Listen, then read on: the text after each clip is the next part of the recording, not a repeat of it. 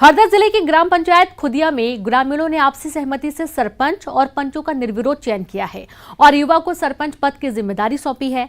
खास बात यह है कि सरपंच बनने वाले राहुल शाह प्रदेश के बड़े राजनीतिक परिवार से आते हैं। रिपोर्ट देखिए।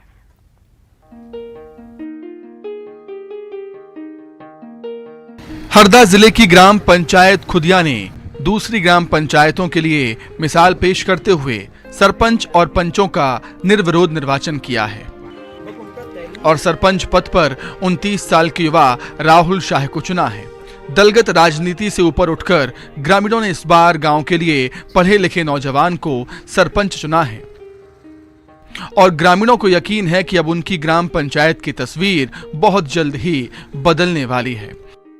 दरअसल सरपंच पद पर जिन राहुल शाह को बैठाया गया है उन्होंने पीएससी मेंस परीक्षा 2 बार क्लियर की है।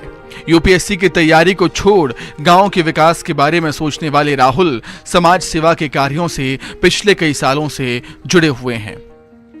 साथ ही देश में अलग अलग क्षेत्रों में काम कर रहे नामचीन लोगों के साथ भी रह चुके हैं। राहुल ने बताया है कि ग्रामीणों ने 3 जून को चौपाल में बैठकर उनका चयन किया। ग्राम पंचायत खुदिया के सरपंच राहुल शाह जी से हम बात करके पूछते हैं कि गांव को लेकर उनकी क्या प्राथमिकताएं रहेंगी और उन्हें ग्रामीणों ने क्यों चुना। राहुल जी बताएं अपने बारे में, पहले तो कि आपका एजुकेशन कहाँ हुआ और किस तरीके से गांव वालों ने आपको चुना और क्यों चुना। मेरा एजुकेशन मैंने एमए हिस्ट्री किया हुआ है और पिछले 5 साल से मैं एनजीओ सेक्टर में काम कर रहा हूँ। उसी को देखते हुए गाँव वालों की इच्छा थी कि मैं गाँव के विकास के लिए योगदान दूँ और हमारे गांव में अभी हाल फिलहाल की जो सबसे बड़ी समस्या है वो पानी को लेकर है। हमारा ग्राउंड वाटर लेवल करीबन 450-500 फीट तक पहुंच गया है इस साल। तो सबसे पहला कदम मेरा यही रहेगा कि मैं कैसे अपनी पंचायत को वाटर सरप्लस बना सकूं।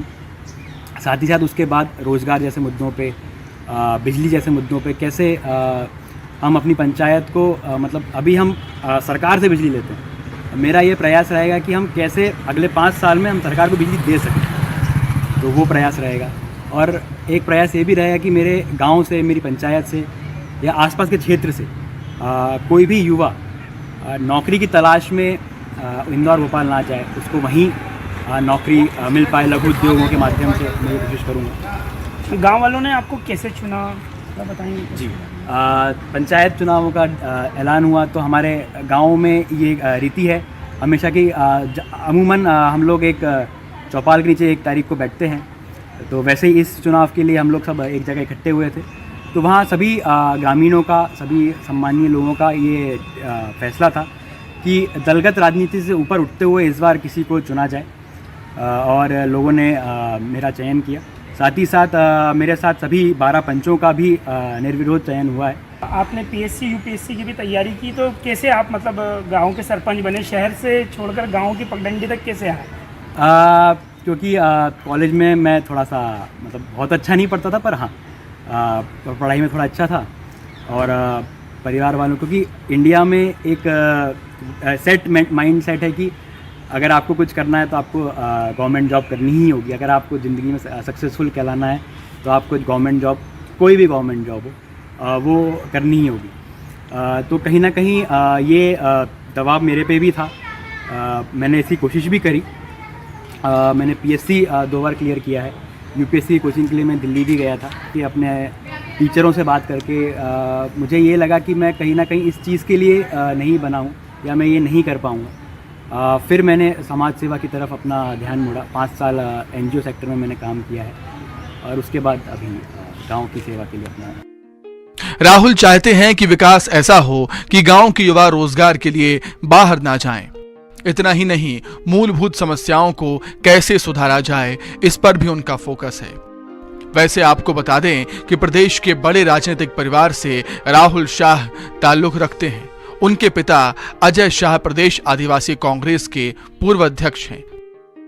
चाचा विजय शाह प्रदेश में वन मंत्री और छोटे चाचा संजय शाह बीजेपी के विधायक हैं। प्रवीण सिंह तंवर, न्यूज़ 18, हरदा। खंडवा में त्रिस्तरीय पंचायत चुनाव के घमासान में नामांकन की प्रक्रिया खत्म होने के बाद अब त्रिस्तरीय निकाय चुनाव में पट्टावाद सामने आने लगा है। कोई किसी अपने के लिए टिकट मांग रहा है तो कोई नसीहत दे रहा है। देखिए रिपोर्ट।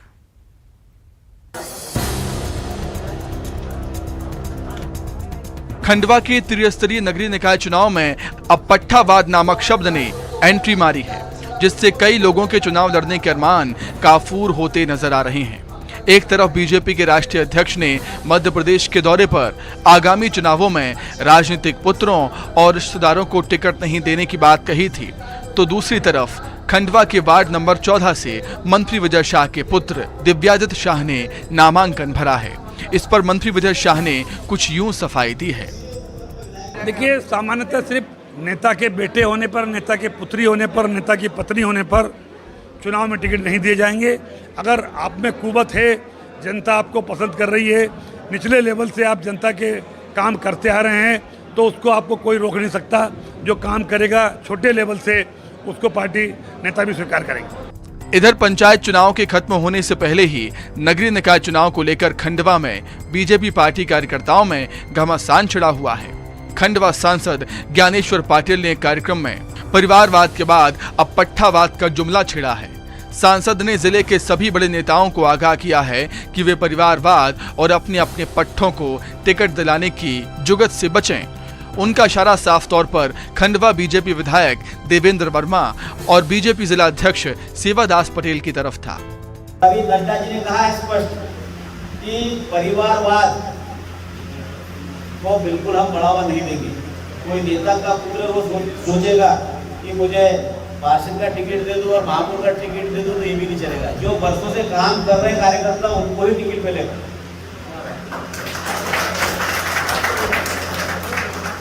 और कोई पट्टावाद भी नहीं चलने वाला है, ये भी नड्डा जी ने कहा है। क्या अध्यक्ष जी,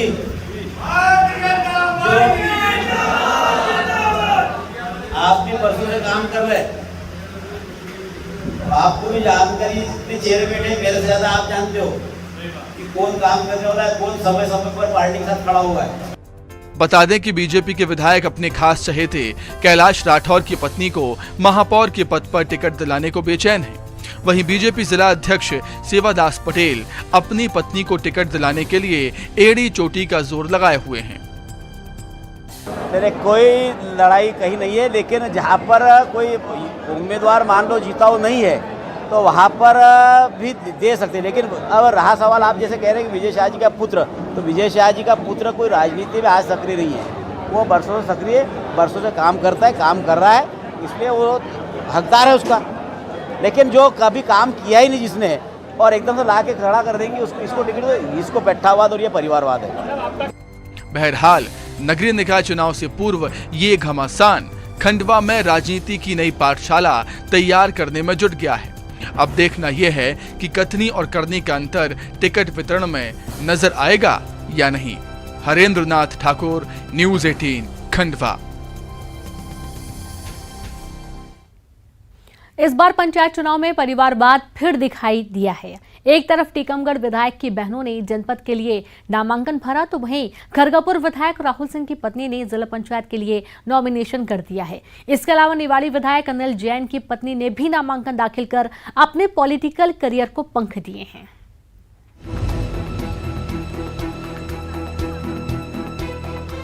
गांव के विकास को लेकर भले ही सरपंचों के माध्यम से करोड़ों रुपए खर्च कर दिए गए, लेकिन समस्या आज भी मुंह बाए खड़ी है। चुनाव के समय गांव में विकास के बड़े बड़े वादे किए जाते हैं, लेकिन चुनाव जीतने के बाद 5 साल के लिए नेता छुट्टी पर चले जाते हैं। टीकमगढ़ जिले के धनवा ग्राम पंचायत का तिदारी गांव इसका सबसे बड़ा उदाहरण है। यहाँ सड़कें नहीं, अंतिम संस्कार के लिए जगह नहीं, पीने के लिए पानी नहीं, लोगों को पीने का पानी लेने के लिए आज भी 1 से 2 किलोमीटर दूर जाना पड़ता है। कहीं हैंडपंप है भी तो खराब पड़े हैं। पंचायत का दंगल शुरू हो गया है और इस वक्त हम खड़े हैं ग्राम पंचायत धनवाहा के तिंदारी गांव में। यहां आज भी समस्याएं जस की तस हैं। सड़क, बिजली, पानी की समस्या आज भी और रोड निकासी की समस्या है। यहां के लोगों से हम जानने की कोशिश करते हैं क्या समस्याएं हो, क्या इनके जो 5 साल में विकास हुआ है, कितना विकास हुआ है। गाँव के लोगों से हम जानने की कोशिश करेंगे। सर, यहाँ का विकास हुआ है, कितना विकास हुआ है गाँव में पिछले 5 सालों में? नहीं सर, यहाँ नहीं हुआ है विकास। क्या समस्याएं हैं? समस्याएं बहुत सी हैं। रोड नहीं है, बिजली की भी समस्या है, पानी की भी समस्या है, यहाँ मुक्ति धाम भी नहीं है। पिछली बार ये ग्राम पंचायत पिछड़ा वर्ग के लिए आरक्षित थी, लेकिन इस बार सामान्य कर दी गई है। इसलिए उम्मीदवारों की संख्या भी ज्यादा है। पिछले 5 साल में यहाँ विकास के नाम पर कुछ भी नहीं हुआ। के आंखों के साथ जहाँ भी कैमरा घुमाएंगे आपको पूरा बंजर नजर आएगा। ऐसे सोचेंगे आप सारे आदिवासी जैसे मकान बने हुए हैं। क्या समस्याएं हैं? कुटियों में उन्हीं के नाम आ रहे हैं, जो पैसा देता है उसका ही नाम जोड़ते हैं। पुरानी लिस्ट उठा के देख लीजिए आप, जिसके नाम थे उनको नीचे कर दिया, जिनके पैसे दिए उनको ऊपर करके उनकी लिस्ट में नाम जोड़ दिए सारी में। समस्याएं ये रोड देख लीजिए आप, नाली देख लीजिए, घरों के सामने पानी भरा हुआ है, मच्छर मलेरिया तमाम प्रकार की बीमारियां होती हैं। आप आदिवासी बस्ती में सीसी रोड का निर्माण कराया गया, लेकिन वो भी मिट्टी में मिल गया। गांव में पानी निकासी के लिए नालियां नहीं हैं, बस्तियों में पानी भरा रहता है। और क्या समस्या है? सबसे बड़ी समस्या तो रोड की है। हम लोगों को शासकीय रोड से नहीं निकलने देता है कोई नहीं, वे तो चौकई करें, और निजी पटेती से जो निकलते हैं तो लड़ाई झगड़ा बनते हैं बहुत सारे। इसलिए सबसे बड़ी समस्या तो रोड की है हम लोगों ने। आज भी गांव के लोग उसी परेशानी से जूझ रहे हैं जिससे निजात दिलाने का वादा 5 साल पहले इसी चुनाव के दौरान किया गया था, जो आज तक पूरा नहीं हो पाया। अब देखना दिलचस्प होगा कि नए सरपंच लोगों की उम्मीदों पर कितने खरे उतरते हैं। इस बार ऐसा सरपंच चुनना चाहते हैं जो गांव का विकास करे और तमाम समस्याओं का समाधान कर सके। चुनावी दंगल के लिए राजीव रावत, न्यूज़ 18 टीकमगढ़। और यहाँ पर वक्त एक ब्रेक का है, हम जल्द लौटेंगे।